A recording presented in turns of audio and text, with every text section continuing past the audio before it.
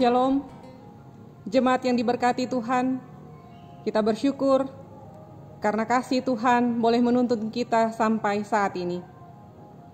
Lewat bacaan Alkitab 2 Korintus 12 ayat 1-10 dalam sorotan tema mengenali dan mengelola potensi diri dan subtema cukuplah kasih karuniaku bagimu. Kita belajar dari seorang Paulus yang tidak memegahkan dirinya atas peristiwa iman yang ia alami dalam pelayanannya.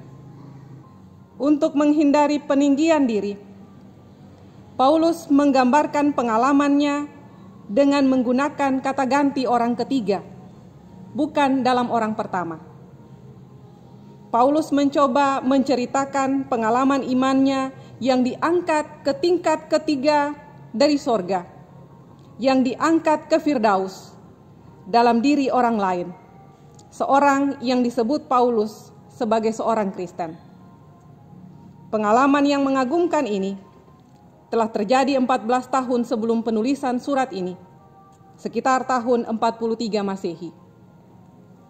Paulus menyadari sungguh bahwa segala sesuatu berasal dari Tuhan, dan hanya Tuhan yang menentukan seluruh kehidupan manusia.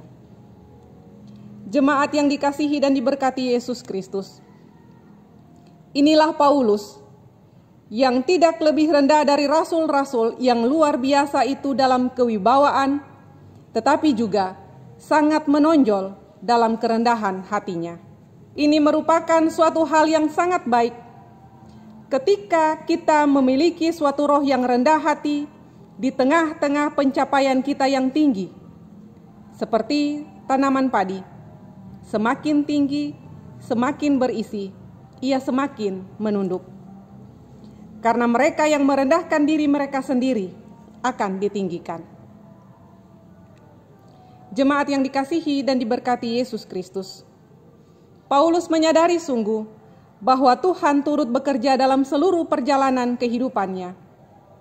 Tidak selalu yang baik diterimanya dalam tanggung jawab pelayanannya, tetapi juga begitu banyak tantangan yang harus Paulus hadapi dalam pemberitaan Injil, yang ia sebut duri dalam daging. Dan ketika tantangan dan penderitaan ia hadapi tanpa takut ataupun menyerah, maka penderitaan itu tidak pernah bisa menjadi alasan untuk bermegah. Karena hanya Tuhan yang patut kita muliakan. Jemaat yang dikasihi dan diberkati Yesus Kristus, penderitaan apapun tidak akan menyenangkan bagi setiap orang percaya. Tetapi semua itu akan lebih menyakitkan pada waktu penderitaan, tantangan, atau pergumulan itu mengganggu atau menghalangi kita untuk melakukan apa yang harus kita lakukan, seperti pekerjaan, pemeliharaan keluarga, dan khususnya pelayanan. Karena ketika kita menyerah, maka jalan buntulah yang akan kita temukan. Jemaat yang dikasihi dan diberkati Tuhan, ada saat-saat pada waktu Allah mengizinkan iblis menyerang atau membuat kita menderita, sehingga Allah bisa mencapai suatu tujuan atau rencana besar dalam kehidupan kita, orang-orang percaya. Orang Kristen sering gagal pada titik ini.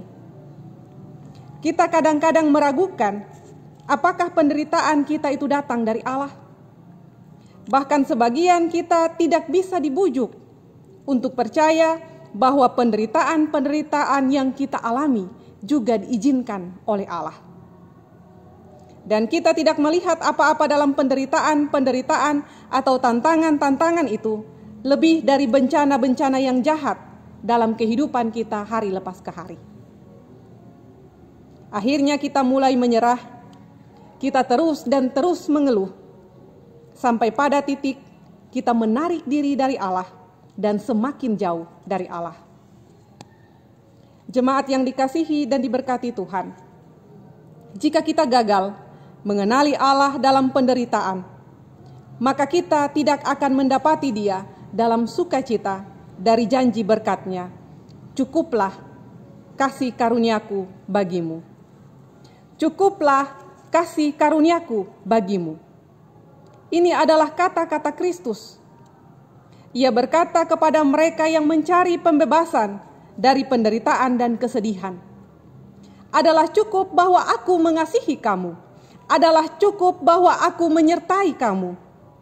Ini memastikan bahwa semua akan baik dan kebaikan-kebaikan yang lain akan kamu temukan hari lepas ke hari.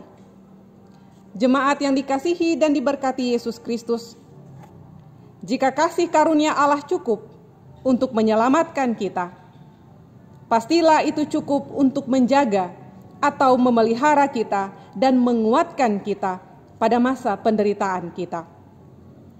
Memasuki tatanan kehidupan baru akibat pandemi COVID-19, terjadi banyak perubahan dalam kehidupan kita manusia. Kita pun diajak untuk beradaptasi dengan lingkungan dan suasana hidup yang baru. Termasuk pula kita diingatkan untuk menjaga kualitas iman kita. Menjaga jarak dengan sesama demi memutus mata rantai COVID-19, tetapi tidak menjaga jarak dari Allah. Justru sebaliknya, kita harus semakin dekat dengan Tuhan. Kita sadar kalau hidup kita lemah, namun kita kuat jika tetap bersandar pada kekuatan tangan kasih Allah. Jemaat yang dikasihi dan diberkati Yesus Kristus, dari Rasul Paulus kita belajar untuk tidak mengandalkan kekuatan kita sendiri. Sebab jika demikian, kita akan terjebak dan jatuh dalam kelemahan diri, yaitu sikap egois, kesombongan, merasa diri lebih hebat, dan merendahkan orang lain. Karena itu, saudaraku, tetaplah berkarya dalam terang kasih Allah. Badai penderitaan pasti akan berlalu, karena masih ada pelangi sehabis hujan. Alexander McLaren pernah berkata, Allah bekerja dengan bambu yang patah terkulai. Jika seorang mengira atau menghayalkan dirinya sendiri sebagai suatu pilar besi, Allah tidak dapat berbuat apa-apa dengan atau olehnya. Pertama-tama, semua kesombongan dan keyakinan diri sendiri harus diambil darinya. Ia harus direndahkan sebelum Allah bisa menggunakannya untuk rencana dan tujuan Allah yang besar dalam kehidupannya. Tuhan Yesus memberkati kita dengan firman-Nya. Amin.